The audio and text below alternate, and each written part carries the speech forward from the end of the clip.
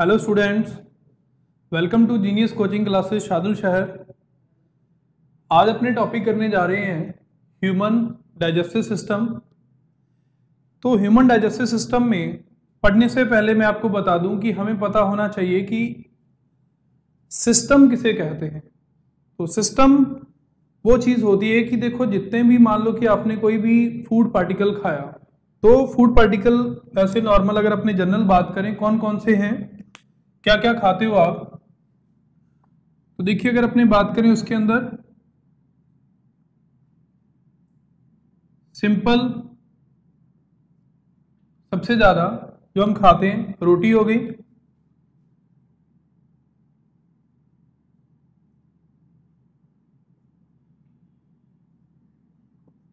दूध हो गया, और ये मान लो ऑयल है, फैट हो गई। तो खाने की चीजों के अंदर कौन कौन सी चीजें हैं?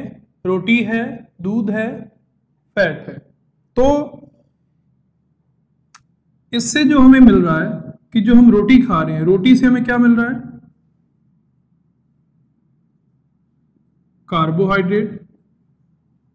क्योंकि क्या है, जितने भी अनाज हैं मोस्टली जो गेहूं अपने सबसे ज्यादा खाते हैं, गेहूं हो गया, चावल है, उससे हमें क्या मिल रहा है? कार्बोहाइड्रेट मिल रहा है। मिल्क है, किसका सोर्स है? मान लो कि प्रोटीन मिल रहा है। ऑयल जो है यहां पे अपने घी मेंशन कर लेते हैं, इससे हमें मिल रहा है फैट। देखिए कि ह्यूमन के डाइजेस्टिव सिस्टम के अंदर जो अपने सिस्टम के अंदर जो अपना डाइजेस्टिव सिस्टम है, उसके अंदर जो अपने कंपोनेंट खा रहे हैं क्या है मेन, जो अपना एवरेज लोग, सारे लोग 90% जो इंडियन है, 99% कह सकते हैं अपने रोटी, दूध और घी पे मतलब खा रहे हैं। तो रोटी से हमें क्या मिल रहा है? कार्बोहाइड्रेट मिल रहा है। मिल्क वगैरह से हमें क्या मिल रहा है? प्रोटीन मिल रहा है। और ऑयल से हमें मिल रही है फैट मिल रही है। तो इसके अंदर अपने पल्सेस भी लगा सकते हैं। दालें हो गई,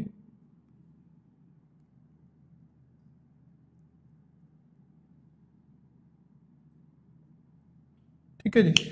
तो देखो, जो कार्बोहाइड्रेट, प्रोटीन और फैट हैं, ये अपने आप में क्या है? ये अपने आप में है मैक्रो न्यूट्रिएंट। मतलब हिंदी में अगर अपने बात करें तो ये है व्रत पोषक तत्व।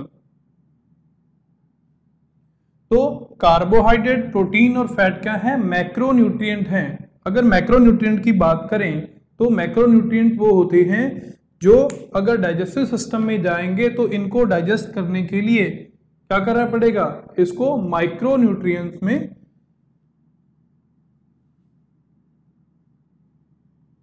चेंज करना पड़ेगा। कार्बोहाइड्रेट किस में चेंज होगा? ग्लूकोज में चेंज हो जाएगा। प्रोटीन किस में चेंज होगा? अमीनो एसिड में चेंज हो जाएगा। फैट किस में चेंज होगा?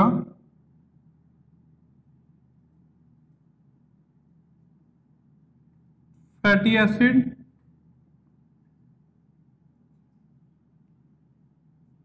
कोलेस्ट्रॉल के अंदर चेंज हो जाएगा। तो यहां मैं आपको बता दूं कि जो हमने जनरल पढ़ रहे हैं कि खाने में अगर हम रोटी, दालें, दूध और घी वगैरह का यूज कर रहे हैं तो क्या क्या मिल रहा है? कार्बोहाइड्रेट, प्रोटीन और फैट है। तो मोस्टली क्या खाया जाता है खाने में? कार्बोहाइड्रेट खाते हैं, प्रोटीन खाते हैं और फैट खाते हैं। कार्बोहाइड्रेट क्या है? मैक्रोन्यूट्रिएंट है। और ये तीनों क्या है? माइक्रोन्यूट्रिएंट हैं। ये तीनों थे मैक्रोन्यूट्रिएंट, ये तीनों हैं माइक्रोन्यूट्रिएंट। तो ग्लूकोज कार्बोहाइड्रेट का वो फॉर्म है जो इजीली डाइजेस्ट हो जाएगा, एब्जॉर्ब हो जाएगा। तो ग्लूकोज कार्बोहाइड्रेट हो गया, अमीनो एसिड और फैटी एसिड। तो हम कह सकते हैं कि जो माइक्रोन्यूट्रिएंट होते हैं ये मैक्रोन्यूट्रिएंट को चेंज करके छोटे छोटे टुकड़ों में तोड़कर क्या बन जाते हैं, मैक्रोन्यूट्रिएंट को चेंज कर देते हैं किसमें, माइक्रोन्यूट्रिएंट में। और मैक्रोन्यूट्रिएंट को जो माइक्रोन्यूट्रिएंट के अंदर चेंज करता है वो सिस्टम क्या कहलाता है,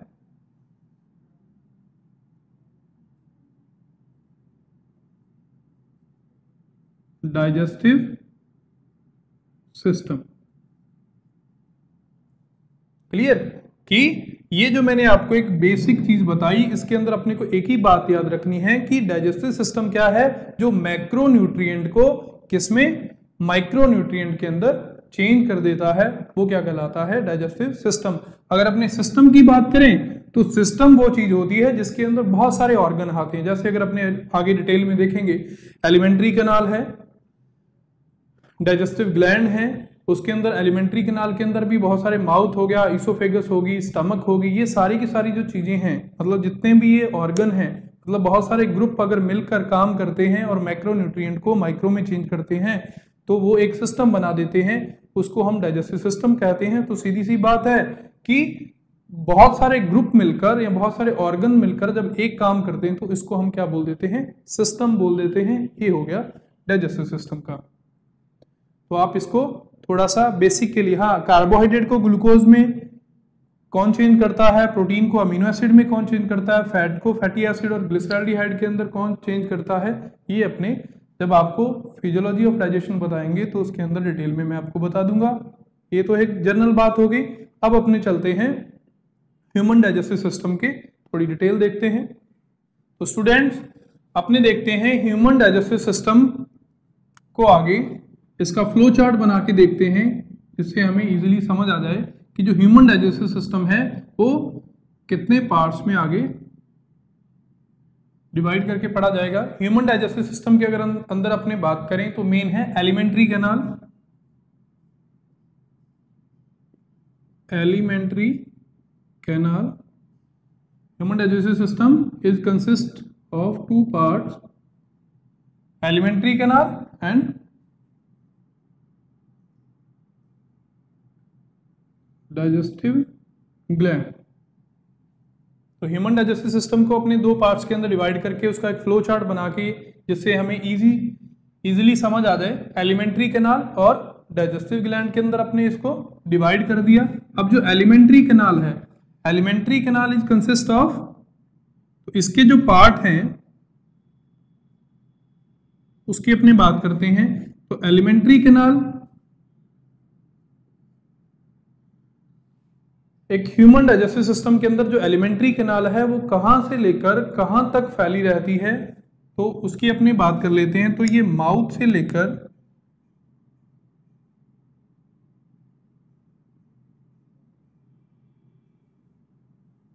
एनस तक फैली होती है, मतलब इतनी ज्यादा ये फैली हुई है, लंबी इतनी है, माउथ टू एनस तक एलिमेंट्री कैनाल पाई जाती है। आगे ये कितने पार्ट में, मतलब कितने पार्ट में डिवाइड हो जाती है जिससे हम प्रॉपर बना लेते हैं। तो इसमें देखते हैं, तो फर्स्ट है माउथ,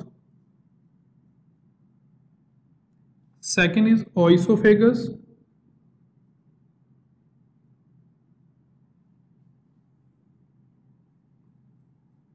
ओइसोफेगस जाके ओपन हो जाएगी स्टमक के अंदर, स्टमक के बाद इंटेस्टाइन।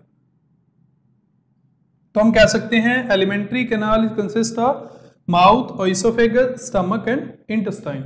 आगे जो इंटेस्टाइन है, इंटेस्टाइन को भी हम दो पार्ट्स में डिवाइड कर लेते हैं, small and large intestine. Small and large intestine होगी। देखो जो इंटेस्टाइन की स्मॉल और लार्ज पार्ट हैं तो इनको भी आगे हम डिवाइड करते हैं। स्मॉल जो है, स्मॉल इंटेस्टाइन आगे 3 पार्ट्स में डिवाइड होती है। फर्स्ट इज, अभी आपको डायग्राम बना के इसका प्रॉपर समझा देंगे। स्मॉल के अंदर 3 पार्ट हैं। फर्स्ट है ड्यूडिनम,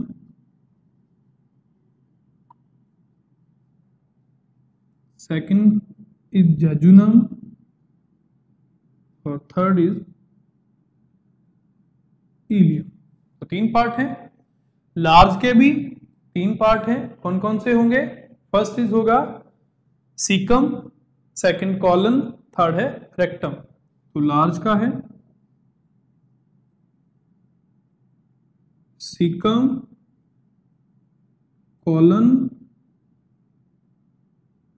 एंड रेक्टम। क्लियर?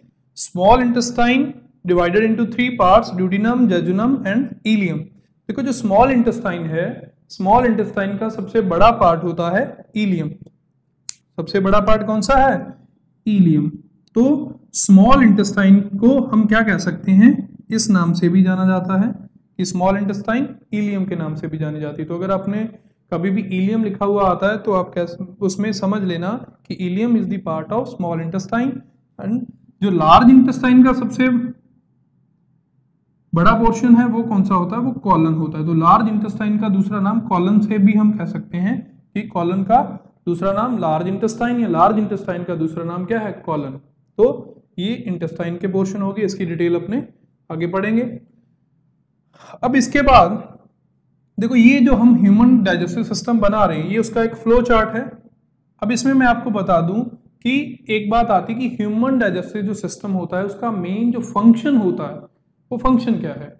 तो इसके अंदर अपने मैं बता देता हूं कि इसके जो मेन फंक्शन होते हैं कौन कौन से हैं। तो यहाँ पे एक थोड़ा सा मेंशन कर लेते हैं। एक है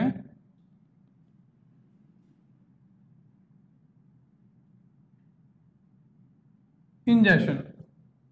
तो इंजेशन क्या है? इनटेक द फूड, खाने को मतलब शरीर के जब अंदर लेते हैं, अपने मुंह के द्वारा खाने को अंदर लिया जाएगा तो उसको क्या बोलेंगे हम? इंजेशन। जो अभी आपने लिखा कि पहले हमने बनाया था, जो बेसिक आपको बताया था कि रोटी खा रहे हो आप, दूध पी रहे हो आप, कोई दालें वगैरह खा रहे हो, फैट ले रहे हो, तो वो इनटेक जब करते हो बॉडी के अंदर तो हम उसको क्या बोल देते हैं? इंजेशन बोल देते हैं। इंजेशन के बाद सेकंड टॉपिक क्या होगा? इंजेशन के बाद कौन सा फंक्शन परफॉर्म किया जाएगा? डाइजेशन।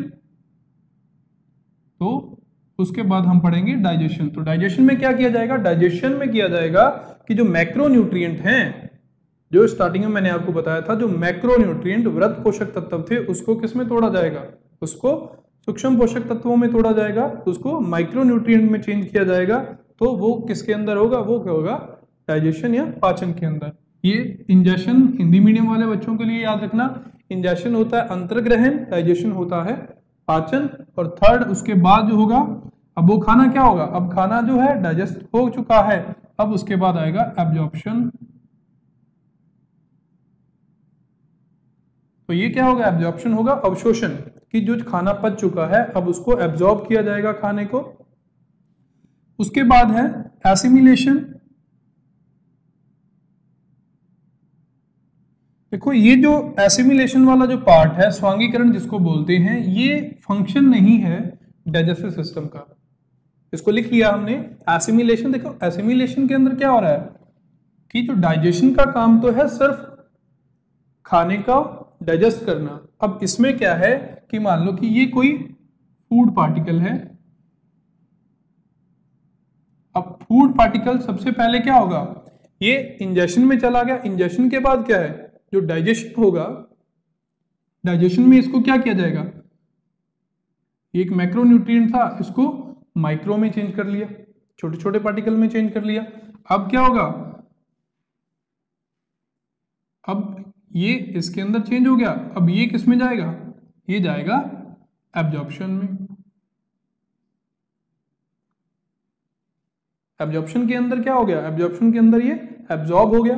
अब एब्जॉर्प्शन के बाद ये जाएगा ब्लड के अंदर। एनर्जी किस में चलेगी? ब्लड के अंदर चलेगी।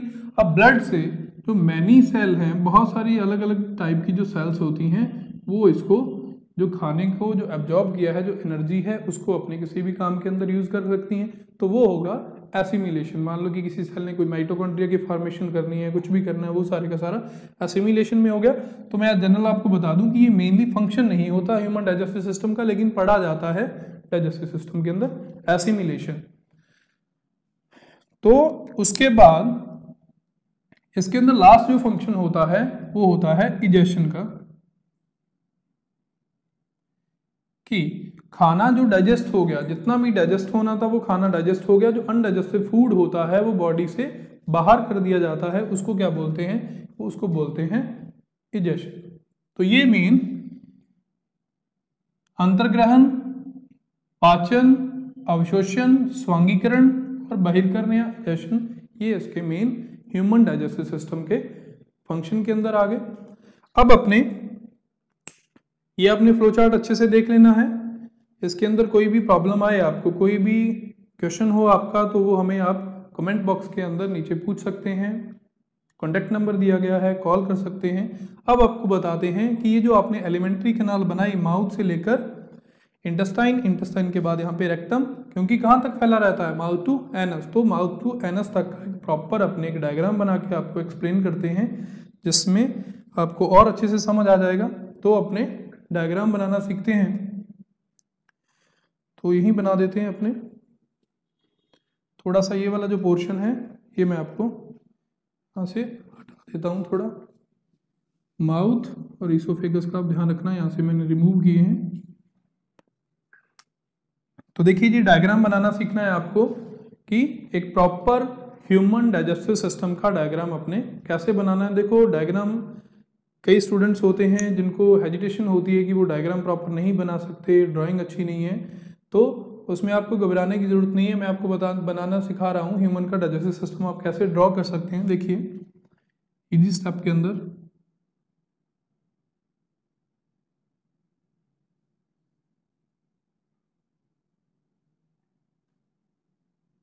सबसे पहले आपको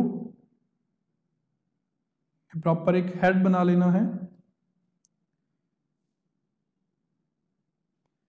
अब देखिए इसके बाद आपको बनानी है ओइसोफेगस, बक्कल कैविटी के बाद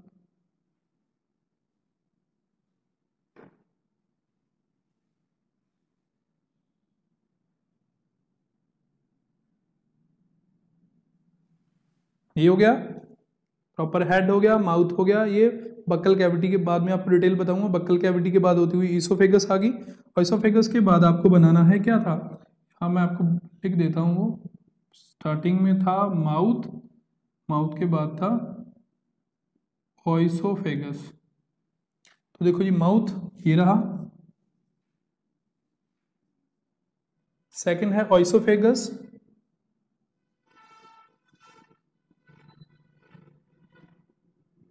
तो ये ओइसोफेगस हो गई। उसके बाद आपको बनाना है स्टमक,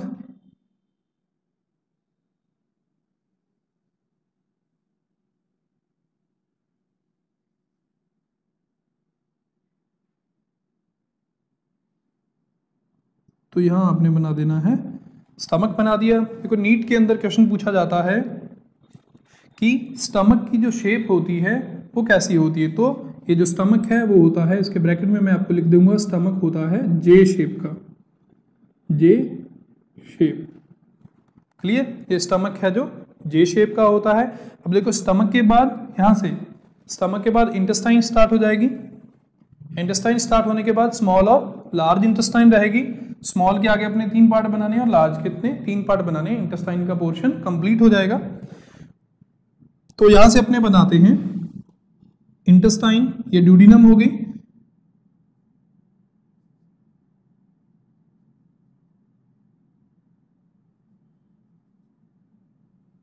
ये पोर्शन हो गया ड्यूडिनम का। अब इसके बाद आपको आगे का पोर्शन बनाना है। तो जो देखिए अब यहां पे याद रखना कि जो स्मॉल इंटेस्टाइन होती है उसकी लेंथ ज्यादा होती है किससे, लार्ज इंटेस्टाइन से, लेकिन लार्ज इंटेस्टाइन जो होती है वो स्मॉल इंटेस्टाइन से लेंथ में छोटी होती है, लेकिन उसका अगर रेडिकल की बात करें, व्यास के अंदर बात करें, तो वो होती है बड़ी होती है। तो आपको यहां से इसकी थोड़ी सी लेंथ ज्यादा रखनी है अपने को।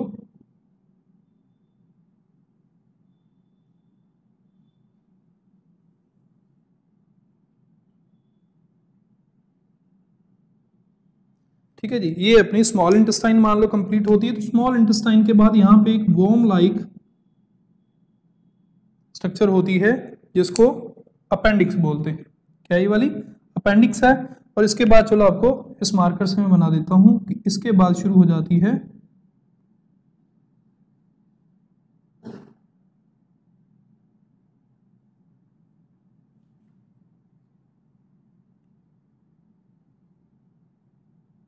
लार्ज इंटेस्टाइन,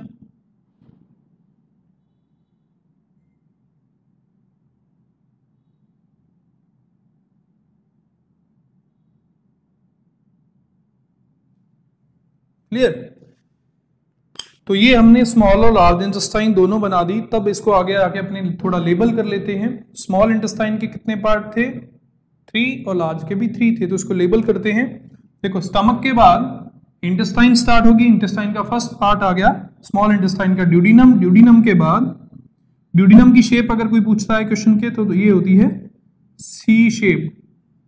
नीट वगैरह के अंदर क्वेश्चन पूछे जाते हैं कि ड्यूडिनम किस शेप के अंदर होती है, तो वो है सी शेप के अंदर। ड्यूडिनम के बाद ये रहेगा सेकंड पार्ट जेजुनम, और जेजुनम के बाद largest part of the small intestine ileum. तो ये तीनों पार्ट स्मॉल इंटेस्टाइन के कंप्लीट हुए, duodenum, jejunum and ileum. Large intestine start हो जाती है कहां से? जहां से ये रेड वाला मार्कर जो शुरू हो गया ना, तो ये अपने रेड के अंदर ही लेबल कर देते हैं। तीनों पार्ट जो है वो सीकम, कॉलन एंड रेक्टम। मान लो कि ये क्या है, ये हो गया वर्मी फॉर्म, क्योंकि वॉर्म लाइक स्ट्रक्चर होती है तो हम इसको लिख देते हैं वर्मी फॉर्म अपेंडिक्स। और ये पोर्शन हो गया फर्स्ट सीकम का,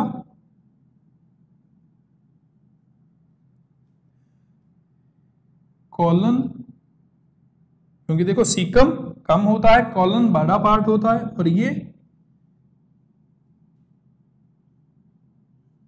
रेक्टम,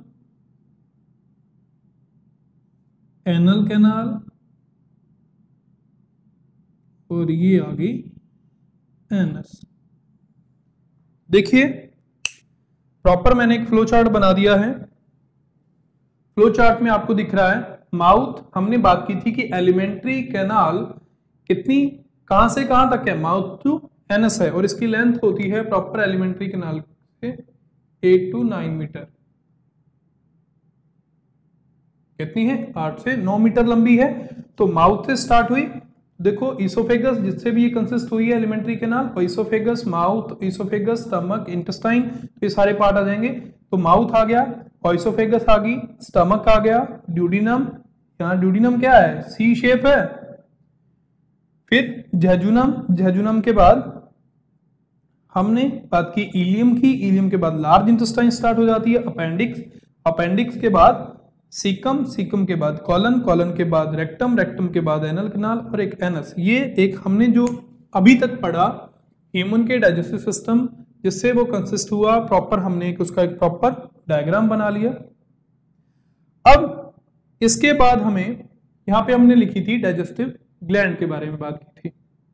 मेन जो डाइजेस्टिव ग्लैंड है वो तो है सलाइवरी ग्लैंड और पेनक्रियाज।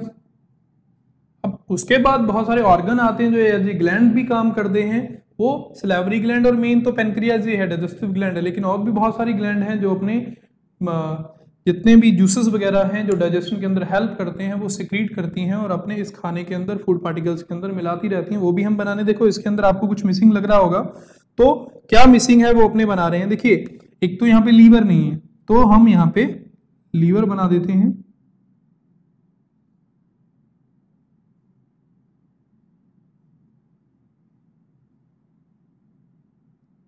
को इजीली ये ड्रॉ कर देना है कि ये लीवर हो गया। वो 3 लोब्स 2 लोब्स जो भी हैं वो आपको इसके बाद अपने जब इनकी डिटेल पढ़ेंगे अभी लीवर की, अगर आपको आगे ह्यूमन की फिजियोलॉजी पढ़ने का मौका मिलेगा या हम किसी लेक्चर में पढ़ाएंगे तो आपको लीवर की भी डिटेल बता देंगे। तो देखिए यहाँ पे क्या है, यहाँ पे लीवर है और इसी के साथ लीवर क्या बनाएगा, बोलिए लीवर क्या बनाएगा, बाइल जूस बनाएगा। तो बाइल जूस जो भी बनेगा वो कैसे बनता है बाद में बात करेंगे। तो यहाँ पे इसका एक ऑर्गन रहेगा, इसको क्या बोल देते हैं, गॉल ब्लैडर।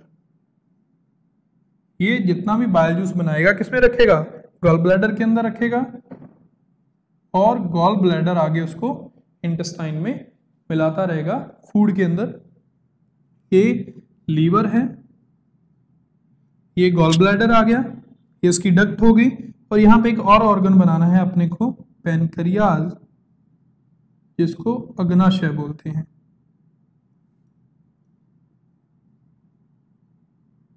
पैनक्रियाज। तो इसके फंक्शन भी पढ़ेंगे कि जो गॉल ब्लैडर है, सॉरी लीवर है, लीवर जो बाइल जूस बनाता है वो क्या फंक्शन करता है, वो कार्बोहाइड्रेट को डाइजेस्ट करने के अंदर हेल्प करता है या प्रोटीन को डाइजेस्ट करने के हेल्प करता है या फैट को, तो वो हम आगे आपको बताएंगे नेक्स्ट लेक्चर के अंदर। उसी तरह पैनक्रियाज है, पैनक्रियाटिक जूस सीक्रेट करता है, और पैनक्रियाटिक जूस क्या किसके अंदर हेल्प करता है, वो प्रोटीन को डाइजेस्ट करेगा, कार्बोहाइड्रेट को डाइजेस्ट करेगा या फैट को डाइजेस्ट करेगा। वो भी हम आपको इसके फिजियोलॉजी ऑफ डाइजेशन की जो डिटेल होगी, पाचन की क्रिया विधि है, उसके अंदर आपको बताएंगे कि कौन सा ऑर्गन, कौन सी ग्लैंड किस एंजाइम का, किस जूस का सीक्रेट कर रही है, जो डाइजेशन के अंदर कैसे हेल्प करता है। तो आपको ये वाला एक प्रॉपर डायग्राम आपको तैयार करना है कि ये डायग्राम आपको आना चाहिए, और ये वाला जो फ्लो चार्ट है ह्यूमन के डाइजेस्टिव सिस्टम का, ये आपका अच्छे से तैयार होना चाहिए, जिससे कि अपना ये वाला जो टॉपिक है ह्यूमन का डाइजेस्टिव सिस्टम आपको एक प्रॉपर अच्छे तरीके से टिप्स पे याद हो जाए। उसके लिए आप पहले फ्लो चार्ट याद करिए, और उसके बाद ये वाला प्रॉपर एक डायग्राम आपको बनाना आना चाहिए, हर ऑर्गन के बारे में पता होना चाहिए, ग्लैंड्स के बारे में पता होना चाहिए, जिससे आपकी इजिली आगे इसको और अच्छे से कर सको। तो इसके बाद अपने देखिए एलिमेंट्री कैनाल के अंदर, एलिमेंट्री कैनाल जो आपने लिखी थी, माउथ हो गया, ओइसोफेगस होगी, स्टमक होगी, इंटेस्टाइन होगी। हम इसकी धीरे धीरे स्टेप बाय स्टेप डिटेल पढ़ेंगे कि इसकी डिटेल में क्या क्या आपको डिटेल में पढ़ना है। हम सबसे पहले स्टार्ट करेंगे माउथ और ओइसोफेगस, ऐसे करते करते हम प्रॉपर एक ह्यूमन के डाइजेस्टिव सिस्टम की पूरी डिटेल आपको बताएंगे। तो सबसे पहले हम माउथ की स्टडी करेंगे, वो हम करेंगे हमारे अगले नेक्स्ट लेक्चर के अंदर। तो अगर आपको ये वाला हमारा लेक्चर आपको अच्छा लगा, पसंद आया, तो प्लीज़ हमारे चैनल को सब्सक्राइब करें, बेल आइकन प्रेस करें, जिससे हम जैसे ही नहीं आपको आगे का नेक्स्ट लेक्चर जब हम अपलोड करेंगे तो आपको नोटिफिकेशन आ जाएगा, जिससे आप हमसे जुड़ सकते हैं, और नेक्स्ट वीडियो जो भी हम डालेंगे वो आपको सबसे पहले मिल जाएगी, और आप आगे का जो ह्यूमन का डाइजेस्टिव सिस्टम है वो प्रॉपर पढ़ सकते हैं। Thank you.